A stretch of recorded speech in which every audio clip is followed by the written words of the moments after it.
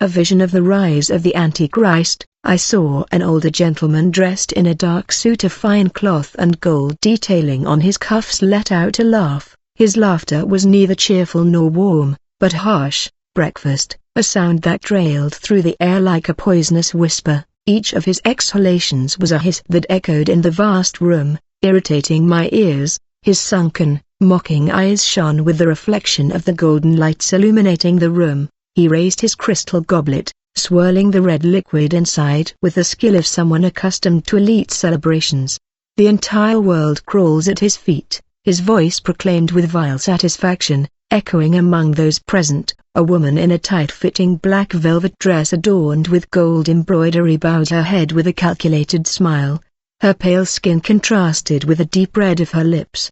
She surveyed the great hall with an air of triumph, as if witnessing the culmination of a long-awaited plan. With a tone filled with admiration and satisfaction, she added, "It's perfect, powerful, charismatic, dynamic. The Dark Lords wisely chose the seed of the Luciferians. Now they reign supreme over all." The words floated in the air like an invisible poison, permeating every corner of the room with a meaning that made my stomach churn. And then suddenly, the sound of trumpets pierced the air, silencing any murmur or conversation. The arrival of someone significant was about to occur. All attention turned to the far end of the room, where a massive golden throne stood imposingly, resplendent in the light from the hanging chandeliers. The seat, crafted with intricate details of solid gold, was covered with cushions of a deep shade of purple, a color that represented royalty and dominion. But that throne wasn't empty for much longer. To the left of the throne,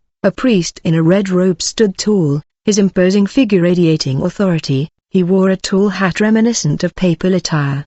His expression was solemn, and his dark, piercing eyes were fixed on the large table in front of him. Resting on the table were two objects of terrifying symbolism, an ornamental crown with precious stones and a scepter carved with arcane symbols. It was at that moment that the weight of the situation fell upon me. It was a coronation. I felt my heart sinking into my chest as if the gravity of that moment had doubled. The atmosphere changed and became electric, charged with expectation and fervor. Every person in the room stood up, their faces lit up with broad smiles as if witnessing an event that would mark history. Cameras turned toward the throne, capturing every detail to broadcast it live to the entire world. Humanity was watching this, and then a powerful, calculated, dominant voice broke the silence. "I will give you gold, silver, food, and power." The sound of firm footsteps accompanied the declaration. I didn't need to see to know whose voice it was.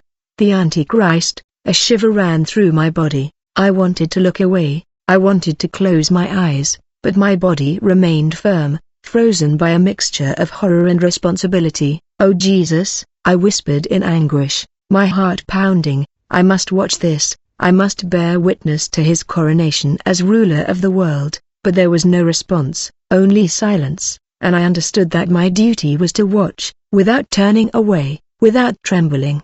The priest, with an imperturbable expression, began to recite a prayer, but it wasn't a prayer to God.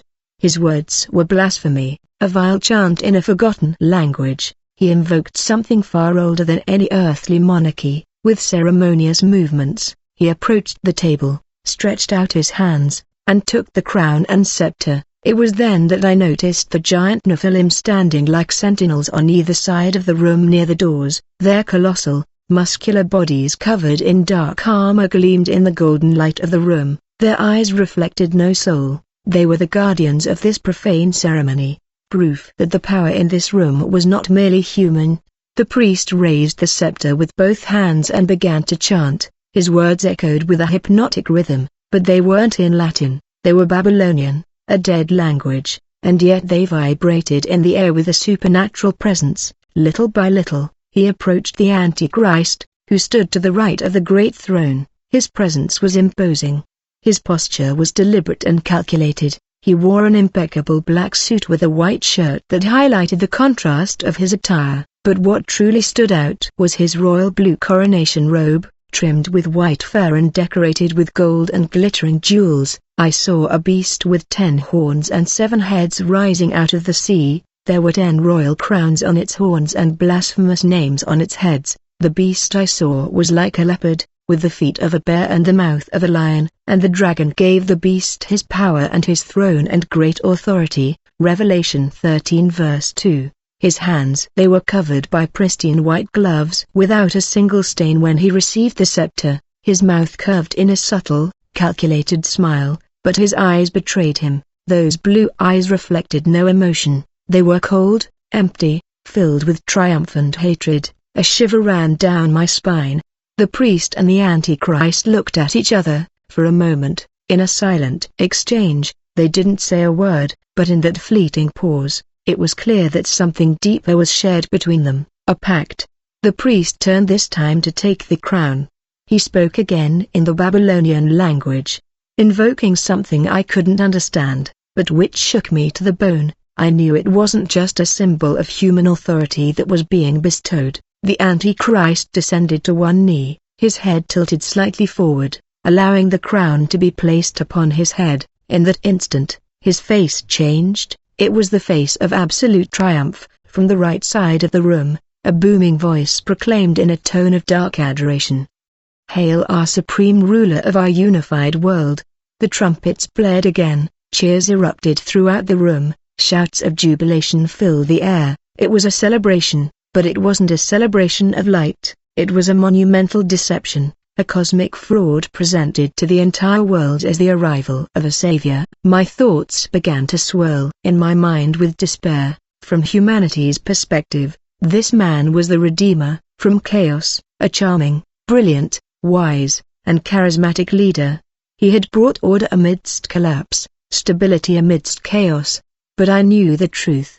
The charade would not last forever. The Antichrist did not rise to power as the villain the world expected. He did not burst forth with fire and destruction immediately. He slithered into the hearts of nations with deceptive words, in the guise of a benefactor, and behind him, the forces of hell maintained their reign. When my conscience began to awaken, the weight of what I had witnessed dragged me to my knees. I could do nothing, nothing but prayer.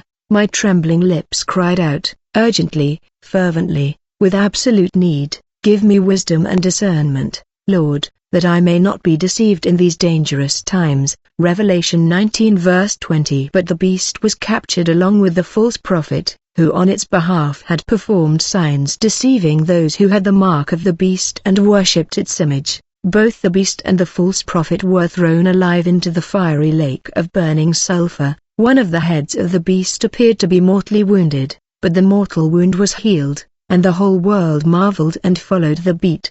They worshipped the dragon who had given authority to the beast, and they worshipped the beast, saying, "Who is like the beast, and who can wage war against it?"